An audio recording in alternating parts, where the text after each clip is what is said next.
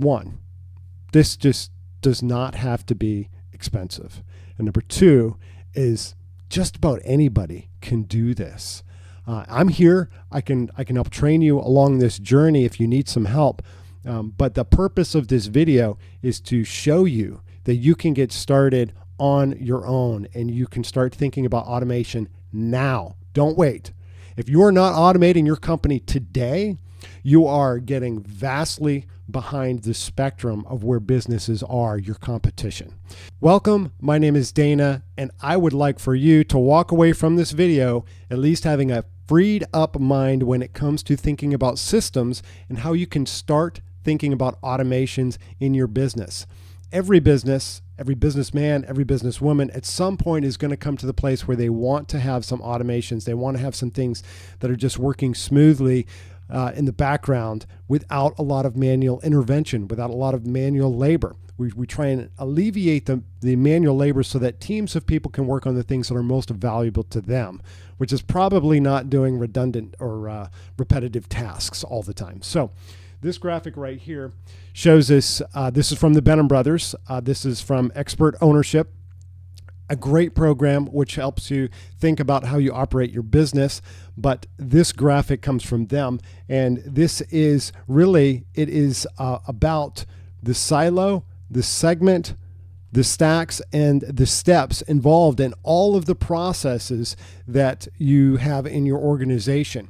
Every silo is like marketing, B2B, or let's say sales, marketing, sales, warehouse, finance, operations, those sorts of things, technology, all of that are silos in the business. Every business is going to be a little bit different. They're going to have their own little twists. They're going to have their own, unique things that make them operate the way that they do with the successes that they have. But each department, think of that like a silo. Okay, so inside that silo, you have a segment. So now we have this cross section here, this segment on the right-hand side of your screen, and that segment is something from that silo.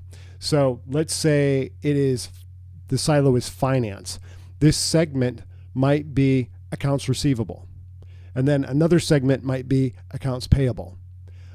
So think about it from segments of operation. So let's break it down as we go on. Now, if we do not delineate, we're going to have problems later as we try and think about how we can automate various things in our business. But this at least gets us moving in the right direction mentally as we first think about the silo, then we think about the segment, then we think about the stack, and then the steps in that stack. So let's go back to the financing example. Let's say the stack is, we're in the segment accounts receivable, and let's say the stack is invoicing, sending invoices to a customer, right? That might be steps involved in that process. So what does that process look like? And if we have that really well defined, then there's a pretty good chance we can automate some or all of what's involved in that piece of this segment inside this silo. Okay, let's move on. So let's break down. Let's use these four silos here: finance, sales, warehouse, and communications. So they're each of them, and we're not going to dive deep into every segment that could be in every silo. It's just not enough time. Everybody's got different business models where different things are happening. So we're not going to try and guess what's going on with your business, but I want you to think about what those segments might be for you. And the first thing you can do is really easy. You could just map this out. What does this look like for your business? Now, I would say map this out as a business leader, or get with a business leader, as somebody from the executive team in your organization, so that you can truly understand how these silos work and how they operate with each other. Floating here right in front of me. So as how these silos work and how people communicate with each other in this. But let's free your mind from some of that, and let's just really we're going to kind of take a little bit of a backwards approach. We're going to actually dive down into the steps, because that is where it's going to be. Automations are really going to happen. So sometimes we have to take those processes and work backwards, and sometimes we have to take them from the front end, like the silos, and work forward. Well, whichever way you do it doesn't really matter, as long as you're figuring out ways to make progress in this, and how you think about how these things fall into these different silos and segments. Okay. All right, so now let's start adding some stacks in here. So in finance, I've added a couple stacks. Payment is received and invoicing. In sales, I've added a B2B sales stack under orders. So sales, orders, that's one of the functions of sales team, is to make sure people are placing orders, right? Another function of sales, another segment might be customer outreach, right? So this segment down here might be customer outreach, and that might be tied to our CRM system. But let's not get too into the weeds on all of this, because very quickly your brain will go into, let's take it one piece at a time. So orders, I've got B2B sales here, warehouse, inventory, let's call it just B2B inventory, because that's how this sale is going to be able to take place, is if we have some product that's going to be sold. And then a communication, I just put email here. We'll get into that in the next slide here. So let's add an email, shipping notification stack, in email communication. We might also have in communication a segment that's called voice communication, or some other form of communication here, right? It might be website. Website might fall under a communication. Then I've also added here a fulfillment segment under the warehouse stack, and that's B2B fulfillment. We're making a B2B sale up here, so we're going to tie that off to a fulfillment. So what does this look like when we actually engage with a customer now? So let's think about this. Now, I know you're seeing a lot of arrows. Don't get too caught up in the arrows. Don't get too caught up in the flow of all of this. This is primarily just to be an example for you. But we have the customer performing some action with our sales team. An order is placed. So let's say this is a B2B customer. It is a business, right? Placing a business order. So the business customer comes to the sales team, and the B2B sales picks up an order here. That order goes to a fulfillment system, and that fulfillment system is maybe somebody gets a printout, somebody gets something, somebody goes to the warehouse and says they need this, this, and this. They put it in a box, and then they take it maybe to shipping. They've got some process here for this fulfillment. And then a shipping notification needs to get sent out when that ships. And over here we have invoicing that needs to happen. That invoice goes back to the customer, and then the customer pays via maybe a link or whatever's in that invoice, and the payment is marked as received. So I'm trying to tie off just a really generic flow, but you can see as you get more specific, you could have twice as many arrows. You could have 3 times as many arrows that I have here in this diagram, and that's okay. Don't get, like I said, don't get too overwhelmed by any of that. The idea behind this is let's free your mind from the minutia a little bit. We're going to have to dive into some, but let's free your mind from thinking about just everything all at once into various process steps that can be simplified, that might be able to be automated to make all of this process a whole lot easier for you. Now, there's another layer of complexity that you all probably realize when you're looking at the previous diagram. There are different systems, not 4S systems. I'm not talking about the silo, the segment, the stack, or the steps here. What I'm referring to is various SaaS systems, software as a service, or maybe local infrastructure systems that you use to get all of these tasks done. And a couple of those might be an ERP and a CRM, right? And they overlap. There's this overlap that's across the organization. And then you've got more of this, right? You've got maybe an e-commerce platform that you sell from. So maybe you're doing some B2C sales or B2B from e-commerce platform. You've got your CRM, you've got your ERP, and before long, you're going to have all sorts of little boxes in here. I know that this doesn't even scratch the surface for many of you as far as the different systems that you use, but that's okay. Let's not get too into the weeds on this as well. We just want to think high level. Now, all of these integrations, you go to the third-party integration company. Let's say it's Shopify, right, for e-commerce. Let's say you use Shopify for e-commerce. Apparel Magic is an ERP that I'm familiar with. So let's say Apparel Magic is the ERP. A lot of my experiences come out of doing automations with a luxury golf brand. So that's why I kind of like just think of it. Might be Microsoft Dynamics, right? Might be one of the many others that are out there, and I'm just blanking on names here, but they'll probably come to me later. So when you go to these companies, these third-party companies, then you say, here's what I want to do. I want to integrate this, and I want to have it do this and that.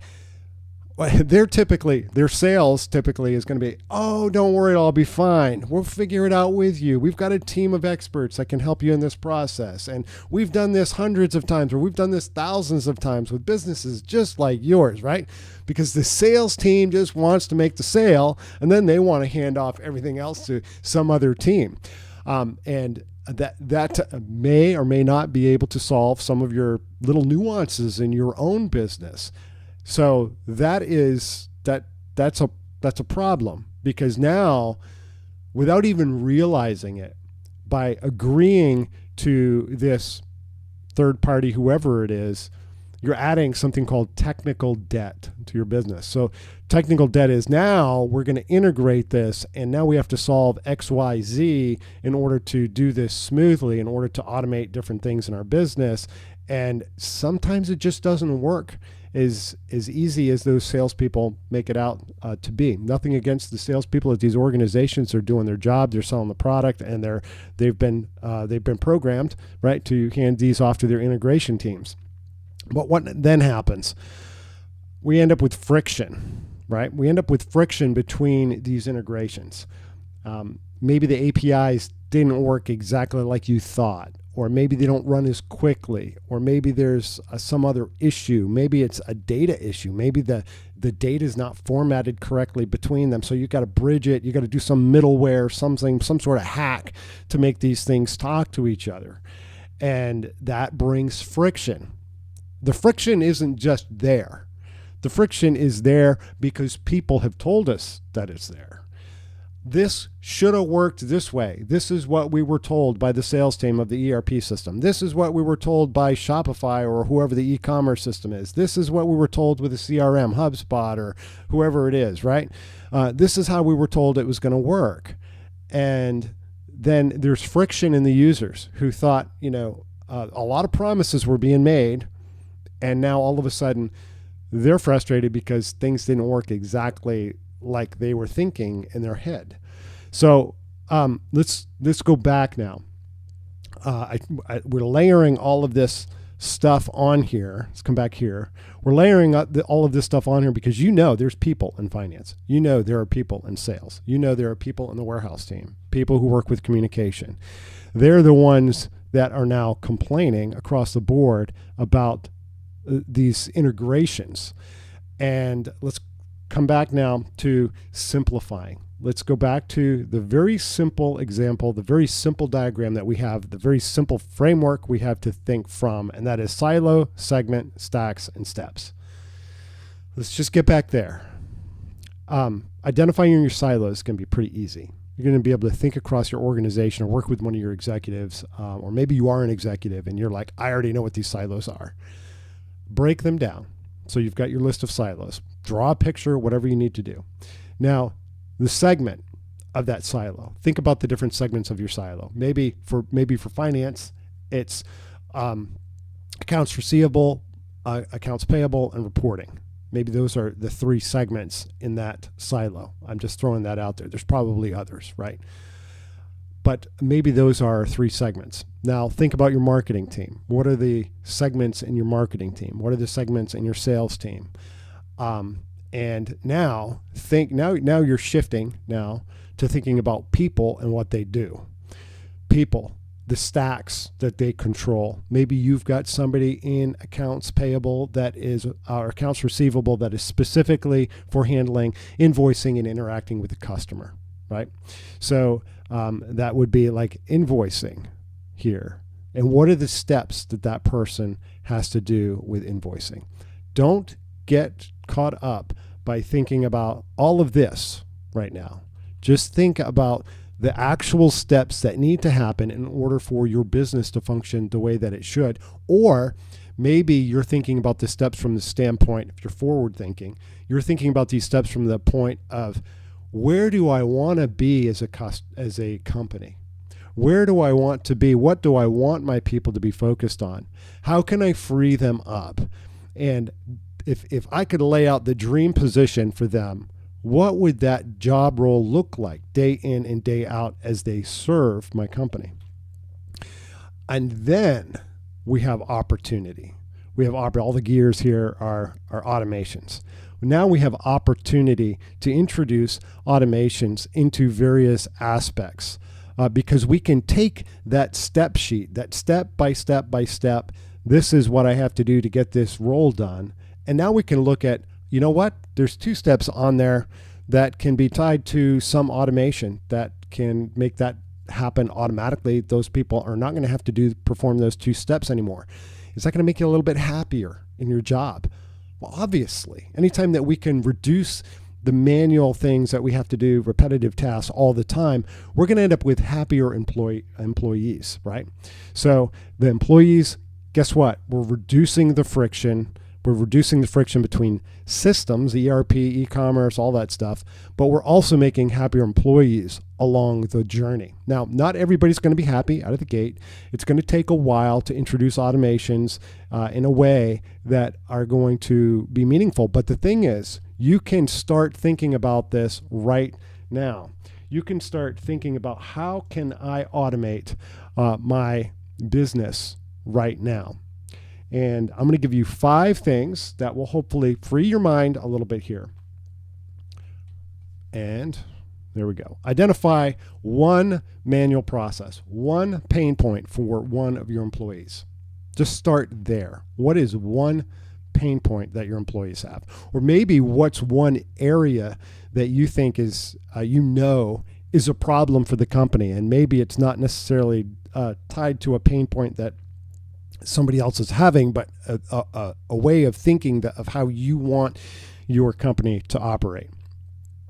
Review the process. Make sure it is clean. Now, what I say by process here, I should have said steps. Review the steps. You want to review those steps and make sure that those steps are super clean. When we have a lot of complexity in there, conditions and all of that, we need to make sure that that's in there as well. So how do you do that? Well, you build out a flow diagram. You can just take a piece of paper even, or you can I like to use Visio myself because it's got all the process blocks in there, and you can add that to the canvas that you can work in Visio, and you can drag conditions and decisions and all of that. But even if you don't know how to do that, that's okay. Just start with a block, some step that's in that block, and draw an arrow to the next one. Then when you have a condition, just spin it off. All right, if this, then this, or if this, then this, right? You're trying to hit all of the conditions that are going to be involved in this step-by-step process, and you want to be bulletproof. You want to be able to do this every single time, and you know that if that automation fires, that things are going to happen the way that you want. 4, identify the tools that can help. There are a ton of tools, and listen, this is on the cheap. This does not have to be expensive. When I started doing this stuff for Stitch, I don't have anything to start with. I had nothing. So I started looking at tools. I'm like, okay, what can Power Automate do for me? Super cheap. Just, started with 1 license of Power Automate and then started building stuff in Power Automate. And then I learned about Logic Apps and how that's in an enterprise environment. And then, I'm learning about Make.com, which actually is a more recent one. Zapier's been around for a while. What can I do? How can I use these tools, really low-code tools, in an easy way that I can hand this off to somebody else, and they're going to be able to follow this and do this in the future. So that's exciting when you find the tools that you know are going to be meaningful to your business. And then start building and testing as you go. This does not have to be expensive. So I'm going to free your mind of some things here. 1, this just does not have to be expensive. And number 2 is just about anybody can do this. I'm here. I can help train you along this journey if you need some help. But the purpose of this video is to show you that you can get started on your own, and you can start thinking about automation now. Don't wait. If you are not automating your company today, you are getting vastly behind the spectrum of where businesses are, your competition. So think about automation, move your business ahead. I hope you have an awesome day. Thank you much.